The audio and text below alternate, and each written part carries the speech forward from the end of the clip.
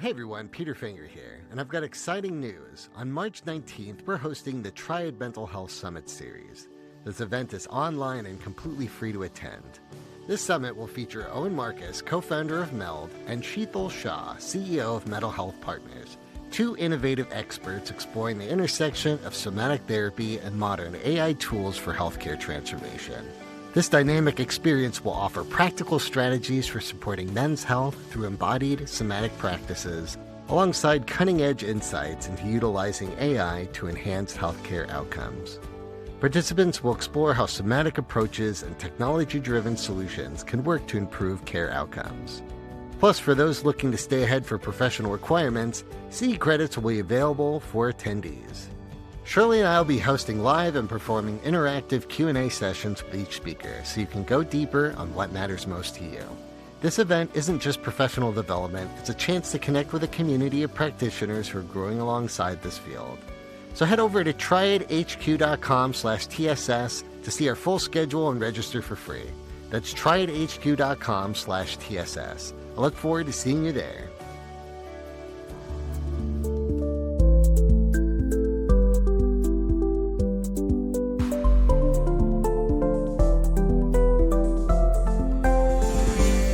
Welcome to Behavioral Health Today, a podcast brought to you by the Triad Network.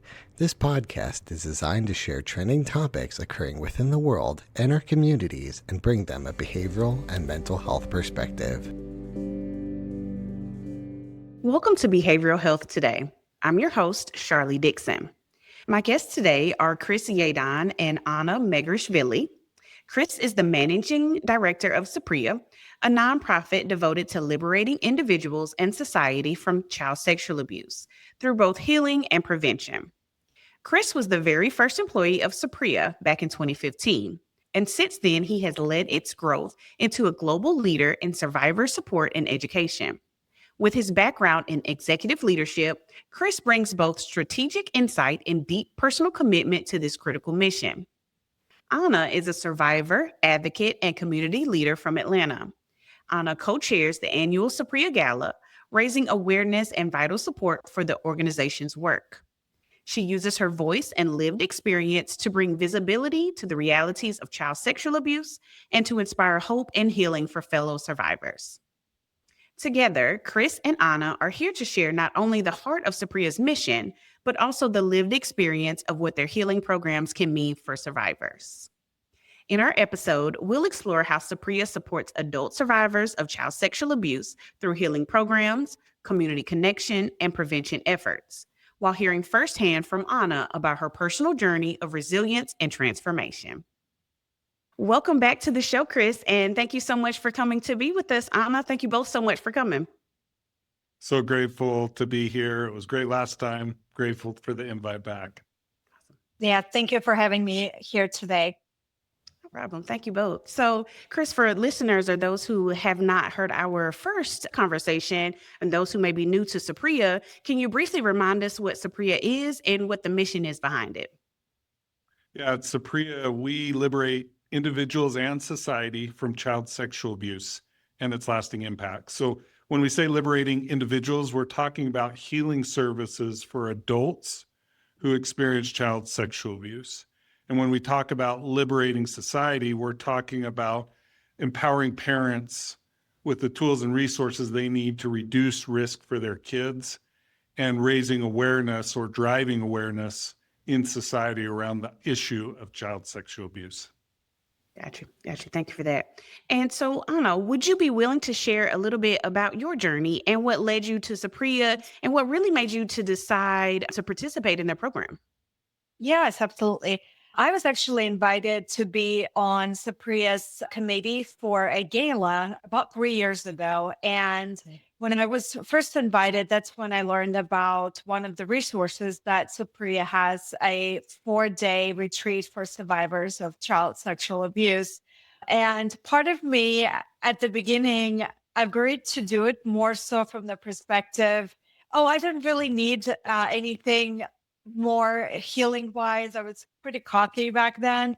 And I said, but to be on the Saprea Gala committee, I think it would benefit me to know what it feels like to go through it. I'm a child survivor myself. And so I thought, okay, this will help me quite a bit in my journey. And of course, the retreat just blew my mind away, and I've learned so much and definitely changed my attitude about it after I went through it. Got you, got you. And even expanding more on that, Anna, I was going to ask you what types of challenges or barriers were you facing in your healing journey, but it sounds like you didn't think that you had too many. Can you tell us a bit more about that? Yeah, of course. So by the time I went to the Saprea retreat, I've gone through, I would say, probably combined 8 years of various types of therapies. So from regular going to psychologists to EMDR to hypnotherapy. So I've had a lot of challenges in my life, but at that point I thought, oh, I've dealt with them all. And Hmm. I almost looked at Saprea retreat as my graduation, so to say, from therapy. Yeah. And it was very interesting during the Saprea retreat. I think the biggest takeaway for me was that actually healing is a lifelong journey, and you don't really graduate from it. You just get better than you were yesterday. And then to come to some of your question about some of the challenges, I specifically had two that I overcame. One was I became an extreme type A overachiever, trying to really prove my worth to the world. That Yeah. the shameful past, I felt a lot of shame and isolation, and that pushed me to really go further in my career, education, and so on, to the point where I would physically make myself sick every year because I would just not allow myself to even relax. So that was kind of perfectionism, overachiever type. Hmm. And the Hmm. second, I went almost entire life thinking that I am not going to have children and I don't want to have children. And there were a lot of reasons behind my decision making that in my mind, I thought it was truly my logical decision. I was justifying it with, want to focus on my career. I don't want to change my lifestyle. I don't want to pass on my genes, right? Based on my childhood upbringing and all the trauma that I went through. And Yeah. so for, gosh, almost 33 years, I was like, nope, motherhood is not for me. And then suddenly I had this breakthrough in therapy, and almost like a light switch went on in my brain. And suddenly I longed to be a mother. And so that was a really big aha moment for me, because I Hmm. realized that it was trauma that was holding me back from such Yeah. an important decision. And so these aha moments helped me to realize, like, oh, maybe I'm not done. And then going to Saprea retreat really solidified that, hey, it's a progress, and I'm still a work in progress. Wow. That's awesome. Thank you for sharing that with us. Thank you. Of course. So, Chris, in our last conversation, you mentioned that adults who have survived or experienced child sexual abuse are often overlooked. Why do you think that is such a critical gap to address? One thing to realize about survivors of childhood trauma, when the trauma has been by their choice or other people's choices set aside, Mm. we learn to cope with that trauma. And ironically, some of the coping mechanisms that are most common for survivors of child sexual abuse are things like what Anna described, which is hyperproductivity is one of them. So let me just use that one as an example. And this isn't to speak on Anna's experience specifically, this is just generally about survivors. That hyperproductivity is a really common sign of what's called emotional numbing, where we numb our emotions so we don't have to deal with them. Because when we sit and we're quiet, then those emotions come up and we have to face them, and we have to deal with the pain and suffering that may surface with disruptive emotions. But if we stay hyperproductive, we can set those aside. We can focus on other things. Well, that is just one simple example of why survivors are overlooked, because there are many survivors of childhood trauma of all sorts, but child sexual abuse specifically, that are very, very accomplished. They seem to have everything together. And it's not a false story, it's a parallel story. Like a survivor that's very accomplished should own those accomplishments. They're hers or his. They should be proud of them. They're not hiding another part of themselves, but it's a parallel story that they're living while setting aside the trauma. And so we as a society see that and we're like, they're okay. But inside there's this storm that's brewing. And over time, we find, particularly if they're developing post-traumatic stress symptoms, that storm tends to get bigger and more intense to the point that they reach a breaking point, or as some people say, they eventually have to pay the bill. The bill is counting up and eventually they have to pay the bill. And that's why so many survivors of childhood trauma don't actually get help for that trauma until midlife. The bill is finally accounted enough that they can no longer set it aside.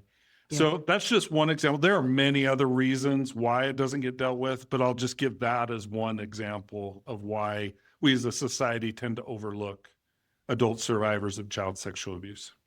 Got you. Kind of blending in and not wanting to, they don't want to address those things. Understood. So Chris, can you walk us through the different healing programs that Saprea does offer and what makes them unique? Yeah. I'll actually do the unique side first and then go Okay. through the programs. What makes Saprea unique is we really looked at what was available to adult survivors of child sexual abuse and designed our services to wrap around the gaps. So what was generally available to survivors when we came into the space is individual therapy and tremendous breakthroughs in individual therapy that are life-changing. Ana mentioned one. EMDR has been pivotal for trauma survivors as an example. But what's missing in that individual therapeutic experience are psychoeducation. So really understanding how trauma impacts the brain and the body, specifically how sexual trauma impacts day-to-day living, the different aspects of our lives. So many survivors have a tough time connecting the dots between what they experience day-to-day and their childhood trauma. So we connect those dots for them. Second thing is exposure to lots of different methods of healing or experiences of ways they can heal outside of that individual therapy experience, whether that's a mindfulness, support group work, sleep hygiene, and there's many. But we expose them to a lot of those services in a relatively small amount of time so that they can quickly see, wow, that really connected with me. When I go home from this experience, or when I leave this webinar, or when I get off this website, I am going to go try trauma-sensitive yoga, or I'm going to go try a martial art to augment my individual therapeutic experience. And then the last one is community. So many survivors deal with their experiences alone.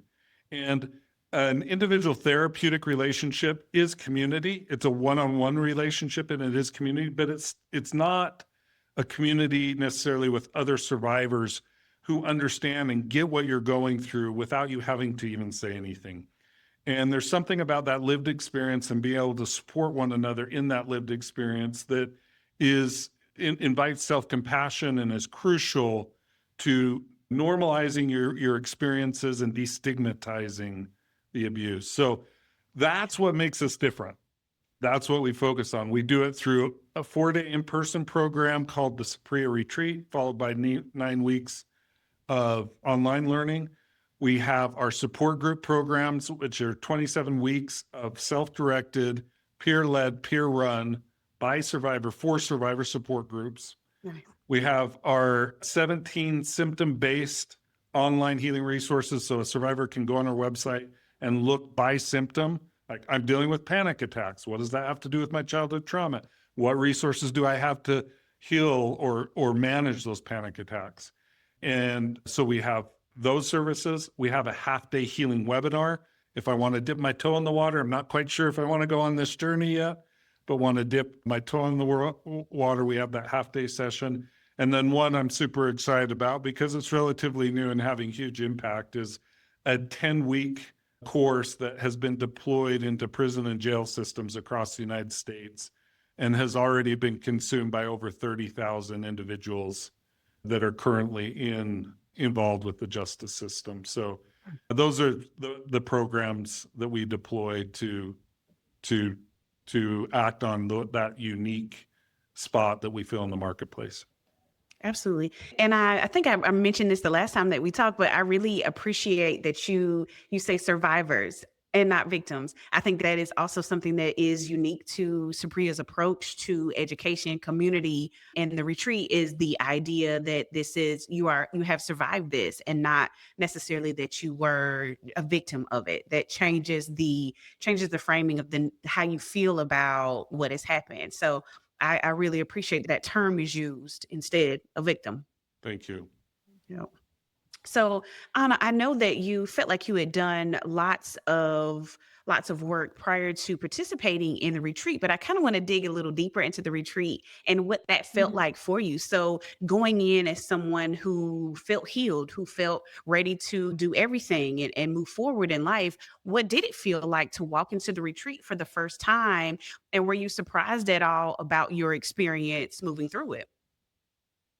Yeah, I have to say, there were a few things that definitely were pleasant surprises for me. Saprea is incredibly thoughtful in everything in regards to the retreat. So I'll give you some examples. From the moment we arrive, it's almost like we are catered to. So one of the things that happened to many of us as survivors is we put our needs second and we serve others ahead of us. And so Saprea recognizes that. And so the whole experience during the retreat was all about making sure we felt taken care of. We couldn't carry our own suitcase to the room. We had this incredible chef cook this nutritious, delicious food for us 3 times a day. And we had this beautiful experience where nothing was required of us. Any session that we didn't feel like we wanted to attend, we were not obligated to go. So it was very much about you need to feel comfortable. We're here to help you. It is about you. It's not about us. If there's something that's triggering to you, you don't have to participate.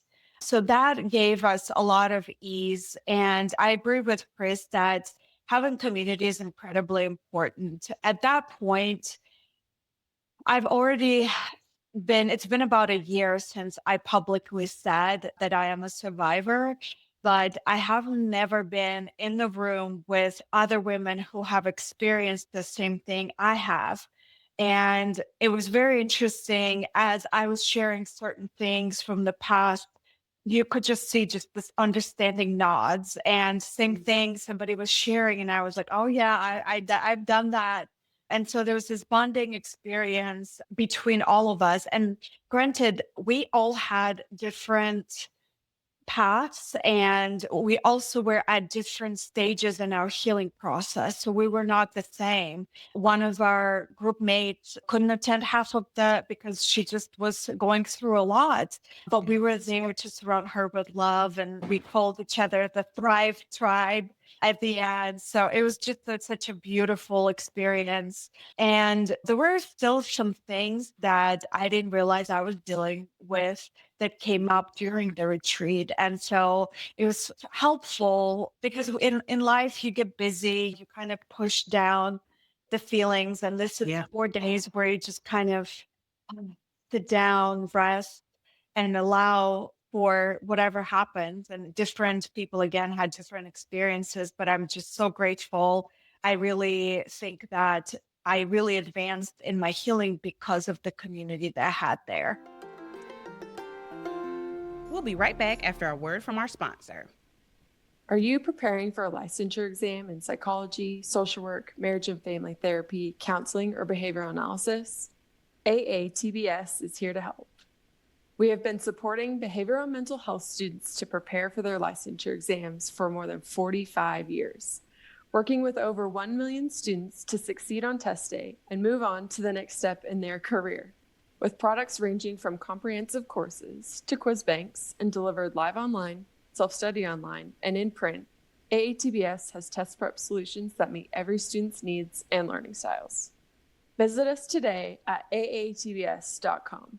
That's aatbs.com and use promo code BHT15 to save 15% off your next purchase.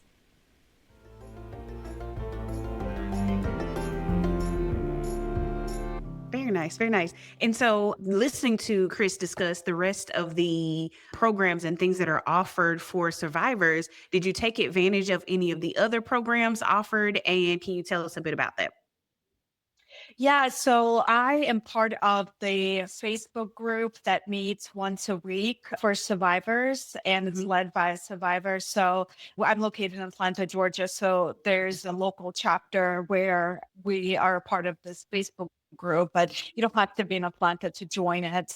So what I got interested in is Saprea has incredible resources on educating how to educate children at age appropriate levels about what is considered to be appropriate and inappropriate, because I have nephews and just friends' kids. And so I wanted to educate myself at what age, what is appropriate to teach them, because I want to make sure that what I experienced, no child has to go through, at least in my circle and my influence sphere.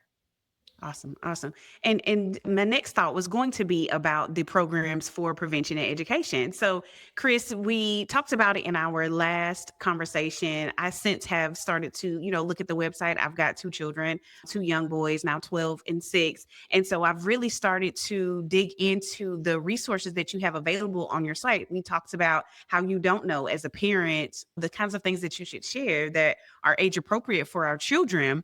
Can you talk with us a bit about why you feel like it's important to start those conversations early, even as young as infants or toddlers? Yeah, I'll share a story, and I hope it's not one I shared last time. I don't remember if I shared this one or not, but I think it highlights the start early point. So my youngest daughter, she's now 11. When she was a toddler, if I remember right, she was about 3. We walked out into the kitchen and found her standing on the kitchen counter.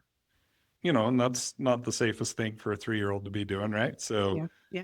we, meaning Christy, my wife, and I asked her, "Hey, will you get down? Just easy, will you get down?" She said no. And so we asked again, "Hey, will you get down?" And she said no. And third time we got a little more firm with her, like, "You need to get down." Yeah. And her response was, "It's my body and I choose." Right? So imagine a little 3-year-old saying that, "It's my body and I choose." So we had one of those parenting moments like, "Oh, we have been You teaching did her teach that. that." And there are so many cool things that came out of it, right? First is just the recognition that even a 3-year-old could start learning something like bodily autonomy. Very appropriate for that age to learn, hey, this is my body and I'm in charge of it, right? On the other side of it is the parenting. Of course, I went over and picked her up and put her down on the ground because a 3-year-old doesn't have their brain developed enough to know whether it's appropriate to stay on the table or not. So there's a balance there, right? Don't get me wrong. Absolutely. Yeah. We taught her basics about bodily autonomy. So that's one example of something that you can start really young, and then it progresses as they get older. So another example would be my daughter before she started dating. We had extensive discussions around sexual assault and dating safety. So age appropriate, right? As she's about to get ready to date, the two most common times for sexual assault are the first year of college and the first year of dating. So we were informed by that information. We had the resources and tools we needed from Saprea to know which conversations to have at which age. So those are just a couple of examples, and certainly encourage listeners to go spend some time on saprea.org and dig into those age appropriate resources. The last thing I'll say, just beyond age appropriate, what we really focus on in prevention is also about us as the adults getting our own selves right with our emotions. One of the biggest things we can do to prevent child sexual abuse of our kids is to co-regulate our emotions with our kids. As they're learning how to regulate their emotions, and they're big and broad at those young ages, we're there to co-regulate with them to help them develop a strong sense of self and autonomy and strength and power. But that comes when a parent's taking care of their own things in their life, their own emotional challenges. So that's a huge part of prevention as well. So it is about teaching the kids, but it's just as much about looking inside and say, what do I need to do as a parent to be healthy and ready support my kid and protect them. I come from Eastern European culture, and in our culture, it's expected to, like, when greeting, to kiss each other on the cheek. Mm. And I experienced this as a child a lot, where adults wanted to kiss me and I didn't want to, but it was like, it was almost my parents would force me to because it's culturally expected to. And Yeah. so a lot of it made me uncomfortable. And so now I spend a lot of my time teaching my friends who are Eastern Europeans to say, no, you need not to force your children to kiss adults if they're not comfortable, and not shame them for it, because that's what we went through, because there's that cultural stigma around it. And then I explain why using the Saprea resources. And it's so interesting how it sometimes just clicks with the parent and they're like, oh, you're right, I shouldn't be forcing my children. And I teach them, right? Like, if their child, and I say, hey, can I get a hug? If they say no, I don't push it. I say, Right. you're okay. You don't have to hug me, and I don't push it. But that also is very common in Latin culture as well, because I have a lot It of is. friends in that community where the touchy-feeliness is there. But I think even there, we have to educate that children needs to understand their boundaries. And if they don't feel comfortable, it's okay for them to say no. Absolutely. I live in the South. I'm in North Carolina now, but I grew up born and raised in South Carolina. And so we didn't necessarily kiss on the cheek, but the hug was, you had to hug everyone. It was not okay to not hug people. But I still get looks from people now, like, you're not going to make them hug me. I am not. If he does not want to hug you, he does not have to. I mean, it is what it is. Like, he will speak to you. They will speak. But if they don't want to hug, that is not something that I'm going to make them do. That is their body to say. Now, like you, Chris, it has backfired on me. And I'm like, come give me a hug. And they're like, no, Mom, I don't want to touch. So sometimes it does kind of, you get that parenting, like, yeah, I taught you that. So, okay, I just can't be too mad about this. But I mean, it is, yeah, I completely agree that teaching those types of things, and just at a young age, teaching age appropriate boundaries, even just that as a start, is incredibly important. And they will carry that with them as they continue on and get older.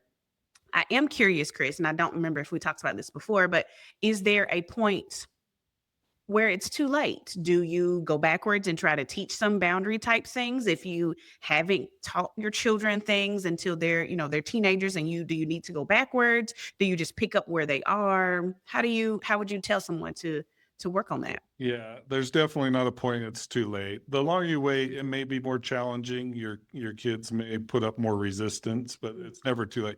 In fact, the principles we're trying to teach our kids are really healthy for us as adults, and sometimes we haven't even learned them as adults. So Agree. it's never too late. The proverb around when's the best time to plant a tree 20 years ago, when's the second best time today, certainly holds true in this case. You have an opportunity today. Too late for you is to do it tomorrow. So choose to do it today. That's kind of the way we need to look at it. No matter where your kids are at in their progress or their development, it's worth your time to start today and do what you can. Agreed. So, as we did discuss before, there are certain groups like LGBTQ youth, racial minorities, children with disabilities that do face higher risk.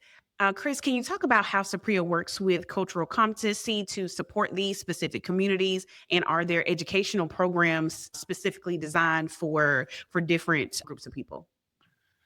Yeah, cultural competency is a really interesting topic. There was, I think, for some time, a movement to develop cultural competency. I think that's shifting now to acknowledging that when you're dealing with literally thousands of cultures and subcultures worldwide, tens of thousands, it's impossible to develop cultural competency. Even to develop cultural competency for one culture that's different than yours takes years and years and years. Yes. So our approach at Saprea is partnership. We go to the people that have that culture, and we rely on them to evaluate what we offer and decide what's appropriate, what needs to be adjusted, when it needs to be adjusted. So let me give you a simple example. A few years ago, we were working hard to deliver our first retreat program to Spanish speakers. So think the primary audience being first generation Spanish speakers here in the United States. most of which had immigrated. They were first generation immigrants. And we got enough people that retreat, had a great experience. So we're like, hey, this is a go, let's go. We had some people on our staff that were first generation immigrants, Spanish speakers that helped make that happen, right? We have our cultural competency, right? Let's go. Well, we quickly learned that continuing to fill those retreats was extremely difficult, and we didn't understand why. So we tapped into our cultural competency approach, which includes a lot of listening, went to groups and organizations that are trusted in our community that serve the Spanish-speaking population, said, what are we getting wrong here? And they said, for first-generation immigrants to want to go to a retreat with an organization that they don't really know or trust is extremely difficult. I was like, of course it is. Of course it is. Like after the fact, like we should have thought of that, right? So we're like, okay, we'll switch to a virtual experience. We were still having struggles getting people in, even to that virtual experience. So we went back to those organizations and they said, you need to develop trust with community organizations that already have the trust of Spanish speakers, have them recommend your services, and then you'll have people come.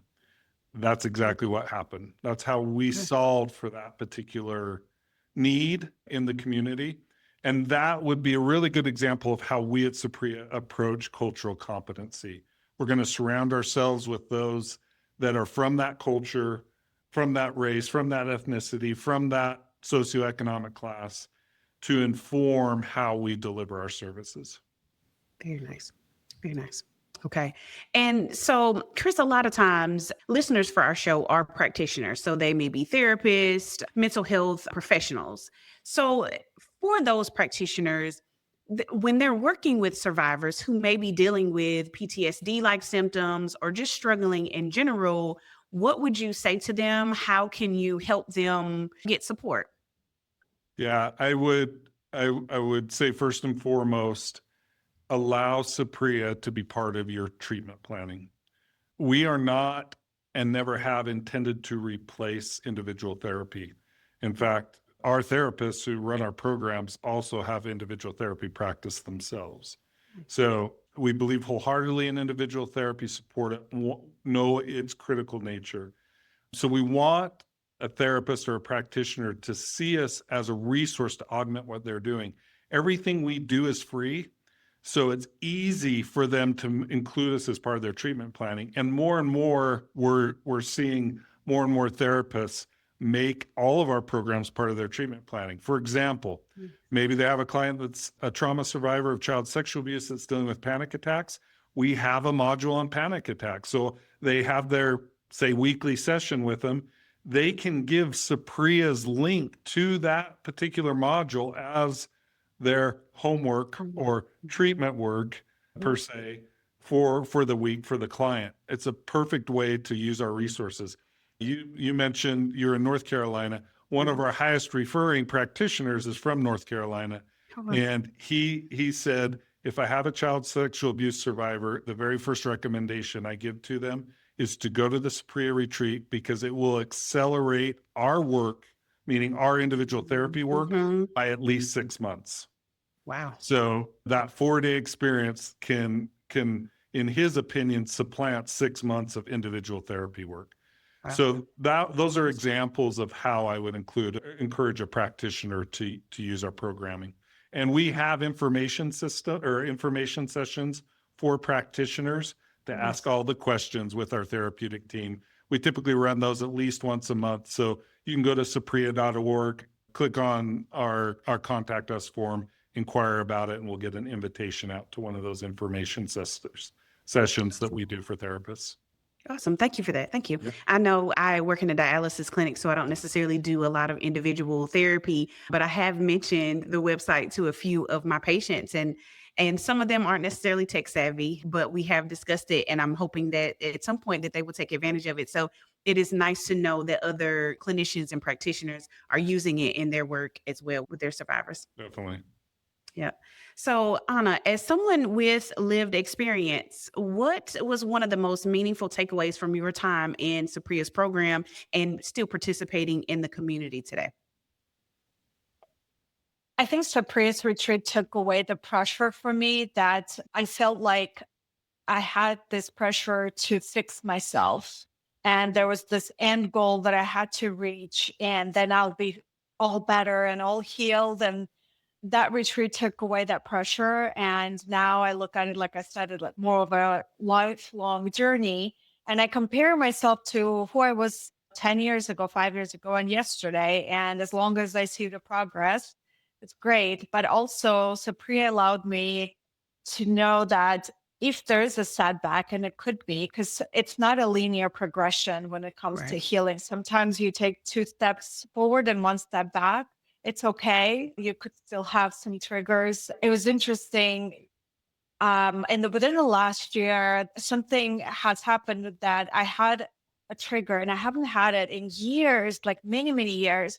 And I think if would not have gone to Saprea retreat, I would have been beating myself up for it. What is wrong with you? Like, you've been through it, you're fine. You've gone through so much therapy. And now it's like, well, it happened. So why did it Yeah. happen? And using the techniques I learned, I separate my identity from my trauma. And that's a very, very important distinction, where I think in the past it was more intertwined. Absolutely. Thank you for sharing that. Thank you. So, Chris, as you look to the future, what are Sapria's goals as you continue to scale your program and reach more survivors? So part of our goal was encapsulated in what Anna just shared. So I'll highlight something she shared. Our goal at Saprea is really to empower that survivor to become a steward of their own healing. Just as she described, healing isn't the absence of symptoms. It is a combination of symptom reduction and an increase in my ability to manage symptoms when they surface. So when she had a trigger, her ability to manage that symptom, that is healing just as much as the reduction of symptoms. And when you combine those two, meaning you reduce the amount of triggers or symptoms you have, but when they do surface, you increase your ability to manage them, that turns into significant changes in overall well-being or life satisfaction measures or indicators. That's really what we look at when we look at Saprea. We're looking at those three metrics. Can we reduce symptoms? Can we increase coping efficacy? And does that lead to overall well-being or life satisfaction? So that's the box we check. So when we say, what does our future look like? We want to continue to check that box, those three things, but we want to be able to do it with the masses.